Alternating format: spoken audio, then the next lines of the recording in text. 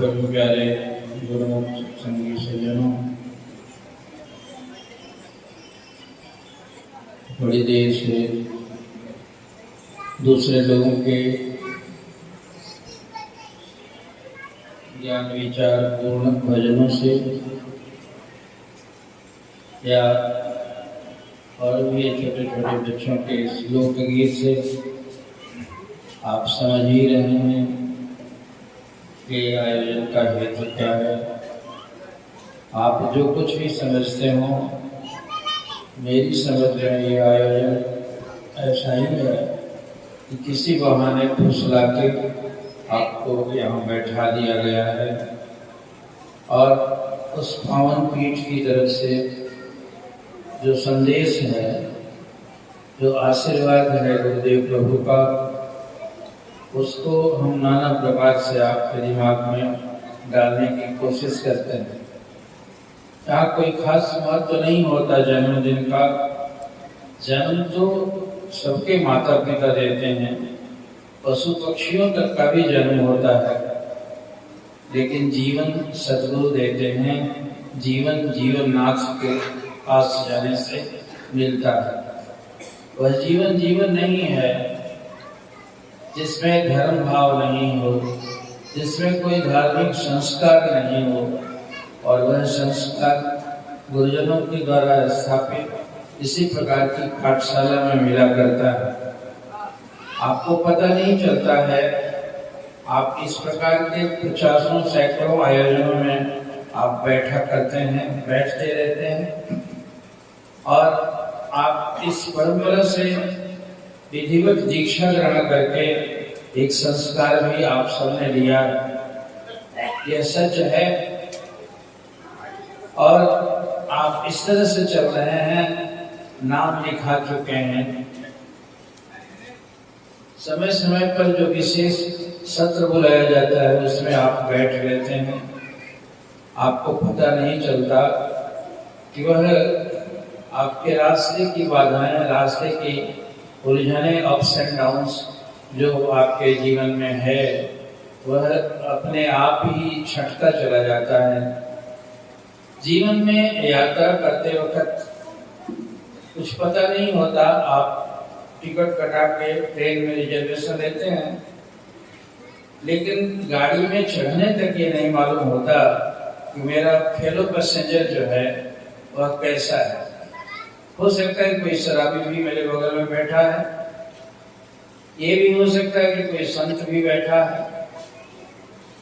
शराबी भी bonafide passenger है, वो अपने लिए हुए है, जो जेन्युइन टिकट है उसको लेके चढ़ा है, उसको आप उतार भी नहीं सकते।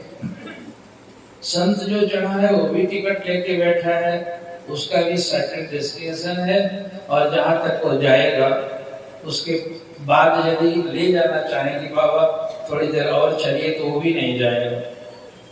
जीवन की यात्रा में, इस पड़ाव में बचपन से आप उंगली पर गिन सकते हैं। आपके बहुत सारे मित्र मिले, बहुत सारे शत्रु भी हुए।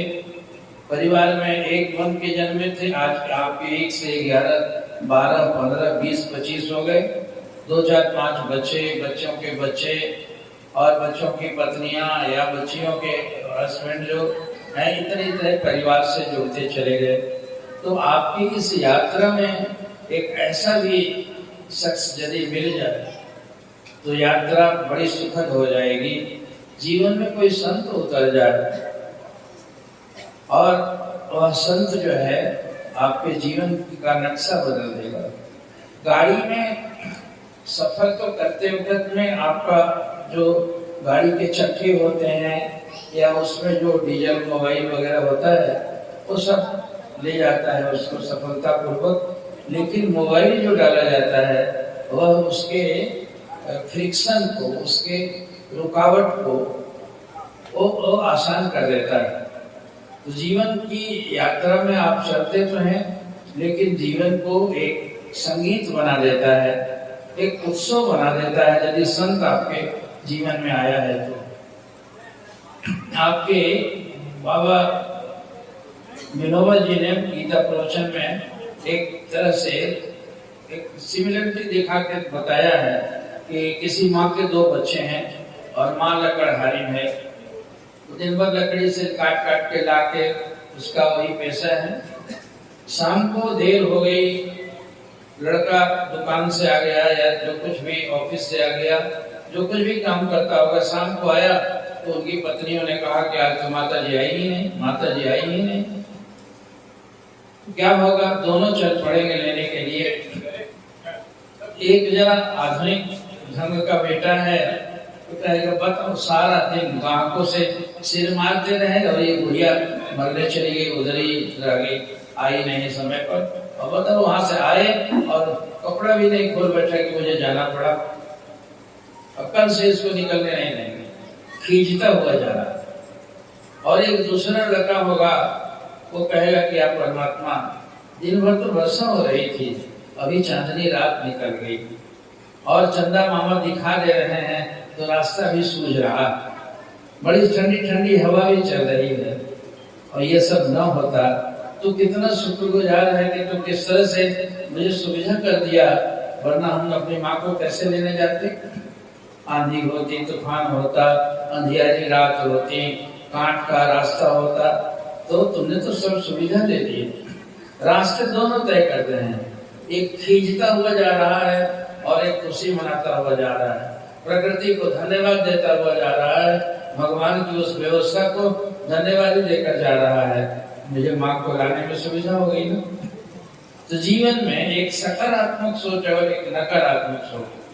कई बार आप प्रवचन में सुने होंगे कि एक आदमी के किचन में यदि आधा गिलास दूध पड़ा हो तो उसका मित्र आएगा, कहेगा यार चाय वाय का कोई कुछ गुजारा है, कहे कि हाँ आधा ही गिलास दूध है, ये भी हो सकता है।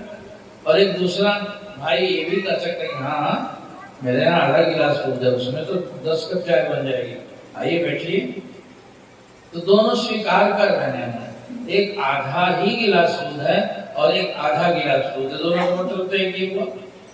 आधा ही जो कह रहा है वो भी कहता है कि आधा गिलास आधा ही है, मतलब होना कुछ ज्यादा चाहिए था लेकिन कम है।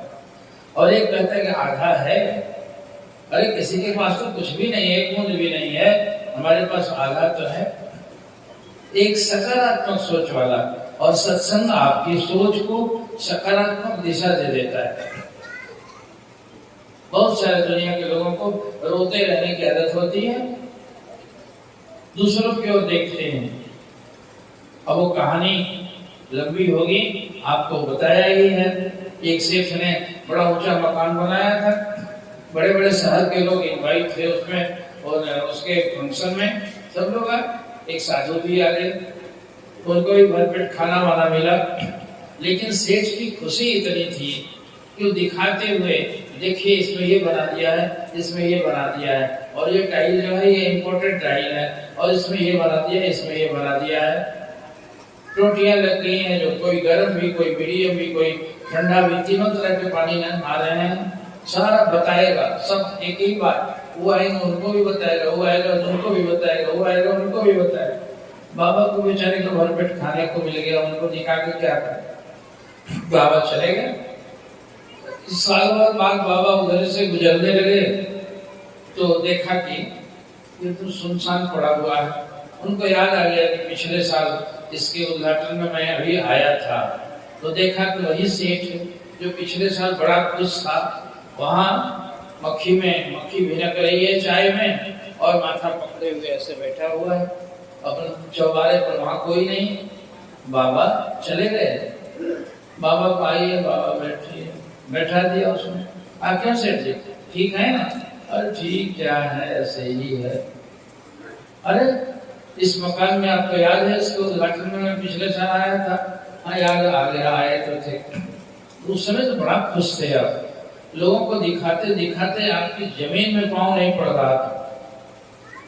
और आज मकान तो उतना बड़ा है, कुछ घट तो नहीं गया, एक कोने से भी गिर तो नहीं गया है, और फिर आप उदास कहेंगे अरे बाबा छोड़िए ना, लाओ भाई कुछ बाबा जी को खिला दो। और हम दुनियादार लोग हैं, आपको कितना मुसीबत होता है। हाँ, मुसीबत हुई कैसे? जिस खुशी को लेके आप परेशान थे, पिछले साल इतने खुश थे, और वो सामान जो कहते हैं भरा हुआ है।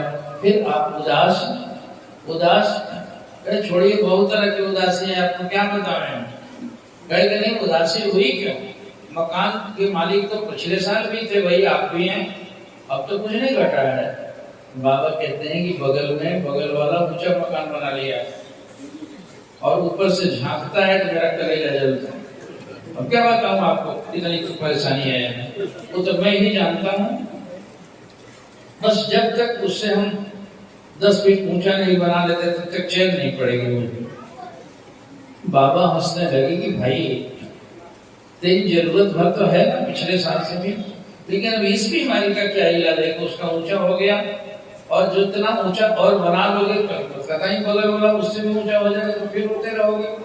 यदि उसके बगल वाला और ऊंचा बना ले तब भी रोते रहोगे। तो रोते रहने की आदत है तुम्हारी, कुछ कम तो नहीं हो गया। सत्संग संतोष देता है, संत संतोष देता है। गोधन गजधन बारिधन और रतन धन खान, जब आवे संतोष धन सब धन धूल जमान। अरे अब तो इतने इतने अच्छे अच्छे मकान, इतनी सुविधाएं बन गई। हम इसी घर में जन्मे हैं ना, जन्मे थे तब ये सब कुछ नहीं था। अब तो बहुत कुछ है और बहुत कुछ छोड़ के जाएंगे, फिर भी रोता रहना, फिर भी रोते रहना।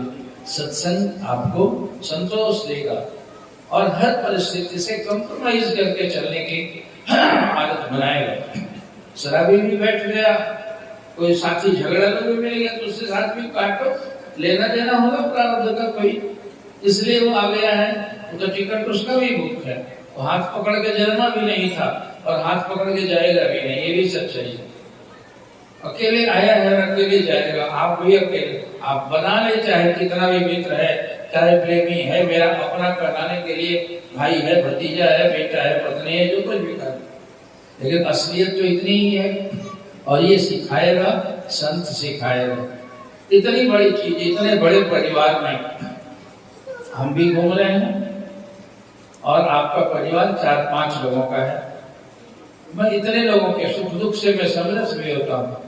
अभी उस बच्चे ने याद दिला दिया, इसी लोगों के बीच में आगे ही बैठा करते थे हमारे भूषण जी। दिन से ही मुझे याद आ रहा था कि आज जमुई का पहला फंक्शन होगा जिसको उनको एब्सेंट पाएंगे, और इस सत्य को आप स्वीकार नहीं सकते कि हो सकता है कि आने वाले कल में हम भी नहीं रहे, हम भी अपनी जगह खाली कर जाएं। तो इसको स्वीकार करने में क्या है? अरे भाई कबूतर पर जब बिल्ली झपाटा मारती है तो नीचे चलता हुआ ऊपर चढ़ चला जाता है, लेकिन बिल्ली को तो ऊंचा भी उछलना आता है। और वो अपने घोंसले में जाके कबूतर और देखता है कि अब उड़ तो सकते नहीं और ये तो यहाँ नजदीक आ गई, तो आंख मूंद लेता है। आंख मूंद करके मन में सोचता है कि चलो बिल्ली चली गई। तेरे आंख बंद करने से तो बिल्ली जाएगी नहीं। बिल्ली को भगाने के लिए उस जितना ऊंचा उछल सके उतना भी ऊंचा उड़ना, तुमको तो उड़ने के लिए पंख दिया गया है, तुम उड़ सकते थे।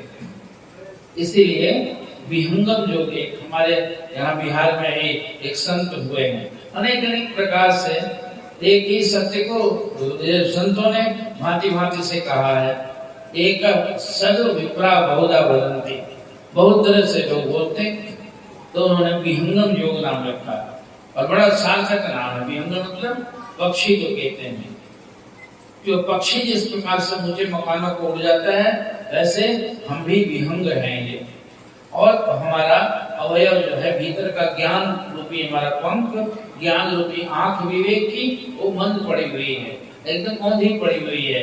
सदगुरु जब मिलता है जीवन में तो अपने ज्ञान का उस गर्मी ले लेके बहुत उष्णता से हमारे पंखों को निकालता है, हमारी आंखों को खोलता है और हम विहंग बना देता है हमको। और उस आकाश की में उड़ने के लिए हम बिल्कुल स्वतंत्र हो जाते हैं। सदगुरु ने आपको ग्रहण करते वक्त कुछ कहा था, आपके कान में कोई शब्द कहा था, तो याद होना चाहिए आपको। और न उसी को याद कराने के लिए बीच बीच में इस तरह के कार्यक्रम होते रहते हैं और उसको याद रखना चाहिए। अंतिम वक्त तक यदि याद रहा तो मंत्र मतलब होता है मंत्रणा, एडवाइस जो देते हैं आपकी जगह किसी ने कब्जा कर रखी है तो वकील से जाकर एडवोकेट से एडवाइस लेते हैं, वकील के पास जाकर में उससे मंत्रणा लेते हैं और वह मंत्रणा देता है सद्गुरु। और इसी तरह से वो मंत्र दिया गया हमको, मंत्रणा है कैसे जीतोगे इस, किस तरह से पंख निकलेगा और तुम उड़ोगे, उसकी युक्ति बताई गई। प्रार्थना में भजनों में हम लोग गाते हैं, सद्गुरुदेव भगवान परमहंस महाराज जी के किसी शिष्य ने गाया है कि सहज समाधि है अनाहत ध्वनि जाप अजपा बतलाए। आसान से समाधि कैसे लग जाएगी और अनहद शब्द कहाँ से सुने, शब्द तो आवाज को कहते हैं, तो आवाज तो बाहर कितना सुन रहे हैं, आवाज के लिए तो ध्वनि विस्तारक यंत्र लगाया गया है, लेकिन एक और भी दैवीय आवाज है जो आपके भीतर में झड़ रहा है। और उस आवाज को झड़ने के लिए सद्गुरु ने इशारा कर दिया दीक्षा के समय आपको, और उस ध्वनि को सुन के आप जिस मुकाम से च्युत हो गए हैं, गिर गए हैं, वहां जाने की युक्ति बताया जाता है, वो बताता है। और वह अजपा जप बताया। अजपा जप क्या है? वो सांसों की डोरी पर चढ़ चढ़ के जो हमारी इंद्रियां नीचे की ओर हैं और वह इंद्रियों में 10 इंद्रियों के द्वार से भोग ग्रहण करता है संसार का, उसको मोड़ के योग दृष्टि से उसको त्रिकुटी को ऊपर ले जाके सांसों की डोर का आधार बना के ऊपर को हम चढ़ने के लिए रास्ता बताया, वो सद्गुरु ने बताया। 1 नहीं 2 नहीं 3 नहीं, इस तरह से आते जाते बैठते आपको बार बार चोट लिया जाएगा, वही याद कराया जाएगा। तो उसको भूलिए मत। सद्गुरु से जब रिश्ता बना था तो क्या हुआ था? पत्नी आप करते हैं तो पत्नियों को क्या किया जाता है? तो पति जो है एक चुटकी से सिंदूर डाल देता है, ये नहीं करता, यहाँ सिंदूर डाल दिया। और आपके सद्गुरु ने भी एक तो इतना 2 अक्षर का मंत्र डाल दिया। तो ये शरीर का रिश्ता हुआ पति पत्नी का, और जीव और ईश का संबंध बना सद्गुरु का और शिष्य का। तो उसने एक गीत गाते थे भगवान, उनका है क्या नाम, कबीर बाबा का, जेहि दिन से सतगुरु मेरा छोले लीलरवा हो बैरागी मनमा, और छूटी गए कैसे कंचनगढ़ मकान हो बैरागी मनमा। कि जिस दिन से छू दिया उन्होंने, यहाँ जमो, तो पति ने भी छुआ था और सब दिन के लिए सद्गुरु ने भी छू दिया है। तो ये कंचनगढ़ मकान, जैसे उस पत्नी को बाप का घर जहाँ जन्मी थी वो छूट गया, वैसे ही सद्गुरु ने छुआ तो इस मायामय संसार को छुड़ा दिया और भीतर ऊपर को चढ़ने की युक्ति बता दी। तो आपके जीवन का जो तरीका है, आपको प्रेम भी नहीं करने आता, आपको झगड़ा भी नहीं करने आता है। झगड़ा तो रावण ने किया था रावण से, बताइए, सारे छत विछत कर दिए, उसके हथियार सब टूट गए, चारों हाथ से निहत्था हो गया है। रामायण में एक क्रम आता है उसके साथ जब युद्ध हो रहा है राम रावण का, जब निहत्था होके एकदम तिलमिला गया कि अब तो ये आगे सामने बाण लेके और मेरे सारे हथियार छूट गए। तो भगवान कहते हैं घबराओ मत, निहत्थे पर बाण चलाना रघुवंशी का कर्तव्य नहीं है, हम नहीं तुमको मारेंगे और आज जाओ 24 घंटे के लिए छोड़ देते हैं। और अब भी यदि पश्चाताप करके सीता को लौटा देते हो तो अब भी बच जाओगे, वरना कल मारूंगा तुमको। और लौटा दिए, वो योद्धा था, लौट के गए, तिलमिलाया, ऐसा कहता है कि आज तो मौत के मुंह से निकल के आया हूँ, भला मुझे मारा नहीं उसने, ऐसा मेरा वैरी राम है वो भला। अब क्या कमाल था, उन महापुरुषों ने तो दुश्मनी भी की तो गजब ढंग का किया।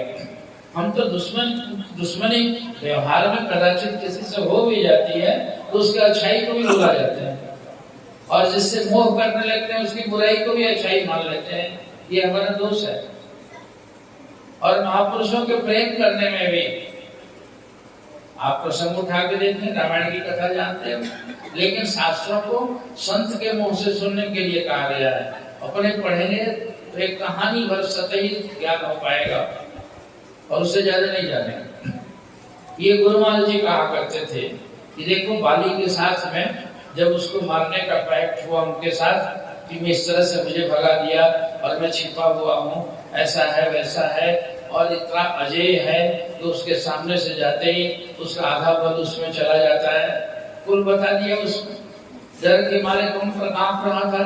भगवान ने वही उस समय संधि की और मित्रता की अग्नि को साक्षी लेके कि बिल्कुल सखा सोच त्यागों बल मोरे और सर्वविधि घटक काज में तोरे, कि मेरे बल के भरोसे तो सोच छोड़ दे, चिंता छोड़ दे, मैं तेरे हर काम में मदद करूंगा, ये वादा किया।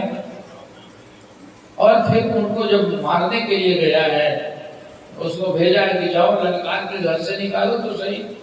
जब जाके निकाला है, माली माली माली उसको हैरान हुआ कि कायर डर के मारे वहां छिपा हुआ था, आज ललकारने आ गया, इसको इतना दम कहां से आ गया। तो उसकी पत्नी कहती है कि दो राजकुमार आए हैं अयोध्या के और बड़े वीर बलवान हैं, तड़पसवाही को मार दिया, क्या क्या नहीं किया उन्होंने, और उनसे दोस्ती हो गई है, इसलिए मत जाइए आप। आगे क्या कहती हो पागल, इस तरह से वीर भला ललकार को सुन के चुपचाप रहो, तो वीर की भार्या होके इस तरह मुझे कैरेक्टर सिखाती हो, देखो किस तरह ललकार रहा है, अरे क्या है, निकल निकल अभी। और जाते हैं, दोनों में युद्ध होता है। उनको देख के युद्ध कहाँ चलना था, इतना ज्यादा मतलब कि बली था वो, तो उसने मारा है, सांग पूरा मुक्का ही मार दिया। और यहाँ से खलमलाया हुआ आके भगवान के चरण में सुग्रीव जी खून उगल देते हैं और एकदम कांप रहे हैं। 10 मिनट के बाद तो प्राण अस्थिर हुआ। कहे प्रभु, हम कहते थे कि मत भेजिए, तो काल है, काल भाई नहीं है हमारा, और आप भेज दिए और उनको मारा है, इस तरह से मुक्का मारा है, वो मेरा काल है। भगवान के बहाना बनाते हैं। कल वे दोनों लड़ रहे थे तो दोनों की शक्ल एक जैसी थी। मैंने सोचा कि कहीं और तुम्ही को उसी को जान के मार दे तो बड़ा घाटा हो जाता, इसलिए मुझे पहचानने में दिक्कत हुई। तब ये संत कहता है कि क्या सचमुच भाई की शक्ल मिलती है, कभी बाप बेटे की भी शक्ल मिलती है, भाई भाई की भी मिलती है, ऐसा कैसे हो जाएगा? लेकिन कि दोनों को देख के भूल जाएगा आदमी की वो भाई के लिए है। थोड़ा बहुत सिमिलरिटी होती है, लेकिन एकदम तो ऐसा नहीं। तो क्या भगवान को भी, अंतर्यामी परमात्मा को ये नहीं पता चल रहा था कि ये बाली है और ये सुग्रीव है?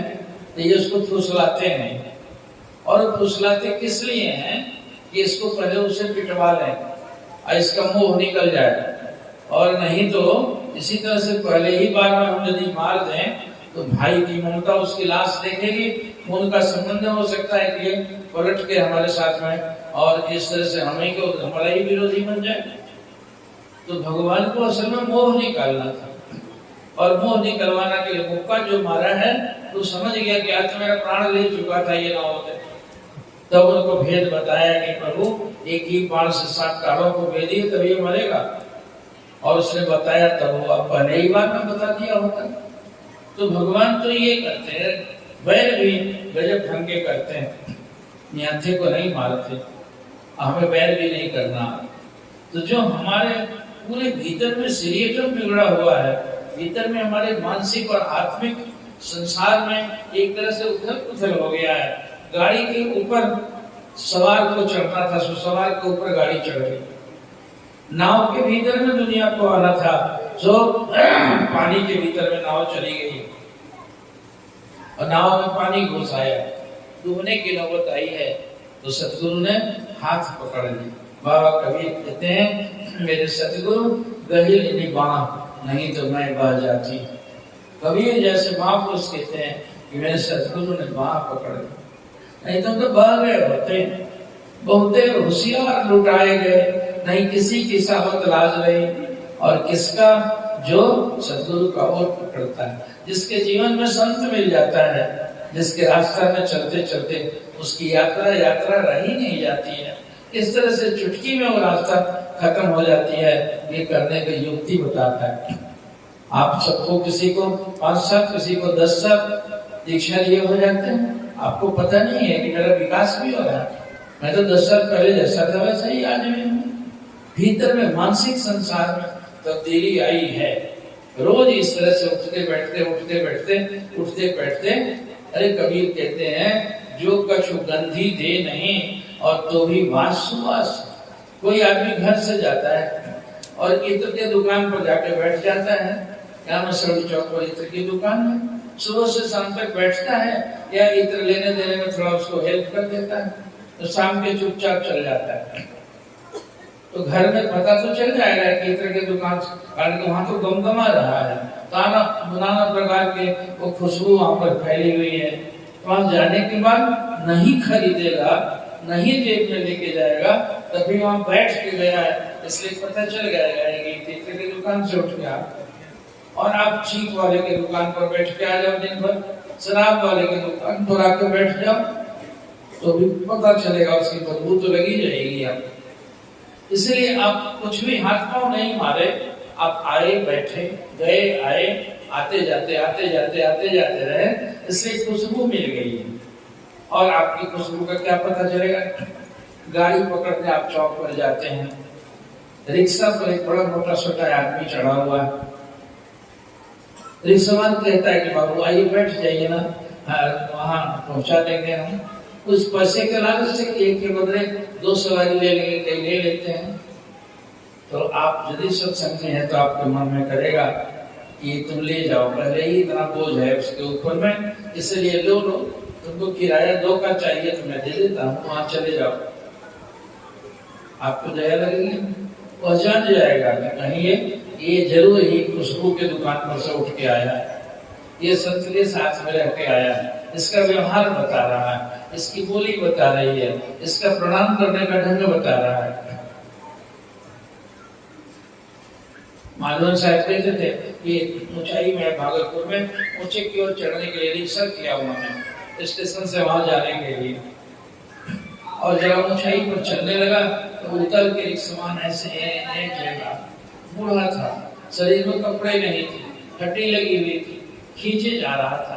इनको दया लगी, नीचे उतर के चलने लगे। कहे बाबू आपको पैसा देना है, आप बैठ जाइए। कहा कि नहीं, तुम इतने हाँफ रहे हो, मुझे नहीं लगता कि मैं चढ़ के जाऊं। कहा कि मैं तो उम्मीद बांधे बैठा हूँ तो वहां उतार दूंगा हाँफते तो 2 रुपया देंगे, आटा ले जाऊंगा। खाया नहीं है कल रात में, पैसे नहीं थे। अब उनको दया लगी, उन्होंने कहा ठीक है, मैं लंगड़ा नहीं हूँ, यहाँ से वहां पैदल चला जाऊंगा और ये 2 के बदले 3 रुपए ले लो और अभी खा लो जाकर। अवाक काटता रहा, कहा कि ऐसे भी व्यक्ति होते हैं, और ये सत्संग सिखाता है। 100 रुपए दे देने से घट तो नहीं गए, लेकिन उसके दिल में जो जगह बनी। आज किस लिए ये गा रहे हैं? अभी भी कई लोग, जितने लोग सुना रहे हैं, बल्कि इतना परिचय नहीं था भूषण जी का। सामान्य रूप से आते जाते तो थे, बहुत दिन से जुड़े हुए थे, लेकिन लोग कह रहे थे कि 5-6 गांव के लोग दुखी थे उस दिन और उनकी अंत्येष्टि में खड़े थे। क्या था? पैसा बांटते थे वे, व्यवहार ऐसा था। तो सब में इस तरह से व्यवहार पूर्वक भगवान का दर्शन करते हुए हर प्राणियों में अपने इष्ट का रूप निहार कर सबके प्रति दया का भाव, सबके प्रति उपकार का भाव, सबके प्रति सहानुभूति का भाव, ये सिखाता है ना। है, मैंने देखा, अब कहूंगा नहीं, खराब लग जाएगा, टॉफी लूट रहे थे ना लोग, तो इतना सा एक आदमी ने टॉफी लूटा और उसका बेटा कहीं दूसरी तरफ में था, दौड़ के गए अपने बेटा को देने के लिए। बगल वाला बेटा था, उसको भी तो दे सकते थे, नहीं देंगे ना, वो मेरा अपना है। ये भी जानते हैं वो मुझे कितना, यदि अपने को देंगे तो बड़े होने के प्रति भी आपके प्रति प्रेम और सद्भाव से भरा हुआ होगा। अपना तो शायद अपना नहीं भी माने, जैसा जमाना हो रहा है वो तो देखा ही जा रहा है, लेकिन पराया को यदि अपना जैसा करेंगे। बहुत पहले कुंभ में एक बार साध्वी जी तंबरा का प्रवचन सुना था।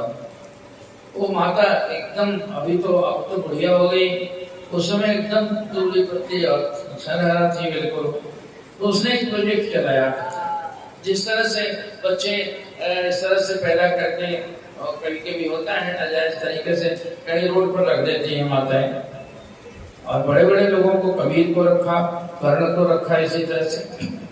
तो उस तरह के बच्चों को ये करते थे, ईसाई मिशनरी वाले उठा के ले जाते थे, पढ़ाते थे और पढ़ा करके उसको इस तरह से क्रिश्चियन बना देते थे। उसके मन में लगा कि तो बहुत सारा जो है एक सेगमेंट यहाँ से टूट के और हमारा हिंदू जो हो सकता था वो दूसरी पर जाता है, मैं यही करूँगा, मैं घूम घूम को उपदेश और प्रवचन क्या करूँगी मैं। इसलिए उसने एक मातृ कल्याण केंद्र खोला वहाँ वृंदावन में, और वहाँ उस आश्रम के सामने में कोई मंदिर नहीं देखा मैंने, क्या होगा भी अंदर में, तो यहाँ एक पल्ला था, 1-2-3 पल्ले घूमते थे और वहाँ लिखा हुआ था जिस माता को अपने बच्चा नहीं पालना है किसी लाज संकोच पर तो इसमें रख जाए। दिन भर में पता चल जाता था कि एक करता था कोई लड़का, उसको ले जाती थी, डॉक्टर अपॉइंट करके रखे थे, नर्सेज रखी हुई थी और उसको पढ़ने में झूला झूला कर उनको बड़ा किया जाता था। वो स्कूल में पढ़ाती थी, उसमें राष्ट्रीयता का भावना भरती थी और एक नेक इंसान पैदा करती थी। वो कितना बड़ा तो वो बुलाती थी, वहाँ बहुत सारे बच्चे होंगे ना, तो ऐसे ललकार की कहती के दादियाँ अपने घर में पोतों को तो बड़े प्रेम से छोड़ के मारे खिलाती हो, जीवन भर खिलाती रहोगी, लेकिन महीना भर भी टाइम है, अपने पोतों से हटके चलो, वहाँ बहुत सारे पोते अपनी दादी कहकर तुमसे प्यार पाने के लिए तरस रहे हैं। थोड़ी देर तक परमार्थ भी तो करो, चल के उन पोतों को भी जरा खिला लो। और जाती थी कितने भी नाम लिखा के कि मैं 1 महीने के लिए आऊंगी, मैं वहाँ छोटे छोटे बच्चों को मुंह पोछना खिलाना, जैसे माताओं का काम होता है, नर्सिंग इनको तो ऐसे खून में ही भरा होता है, और उसका पालन पोषण करती थी। करी रही पूरे देश भर में इतने इस तरह से मातृ कल्याण केंद्र को रखे हैं। तो ये संत की का सानिध्य था। पर पूज्य स्वामी परमानंद जी महाराज जो पुरुष कहा गया, बड़े विरक्त संत और बड़े सम्मानित संत हैं, और उनको देखा मैंने निकट से, उनके चरण छुए हैं, उन्हीं की शिष्या है।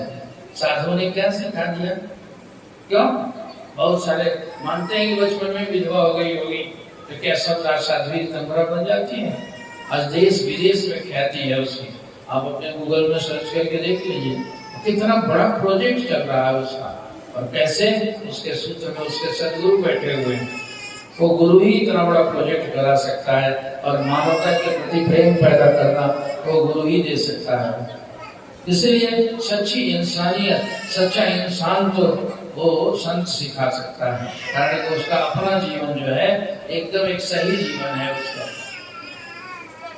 इस तरह से आप संतान हैं, और संतों की पाठशाला में आप बैठते उठते रहते हैं। इसकी की पाठशाला में आप लौट के जाएं तो शायद लौट के बस स्टैंड से उतर के जब घर जाना हो जाए तो उसी समय आपकी परीक्षा का समय आ जाए कि आप सत्संगी हैं, आप सत्संग करके आ रहे हैं, आप चित्र वाले की दुकान से आ रहे हैं। इसलिए आपके अंदर में देवत्व होना चाहिए, आपके अंदर में मानसिक मानवता होनी चाहिए, आपके अंदर में संत संतान होने का गौरव होना चाहिए।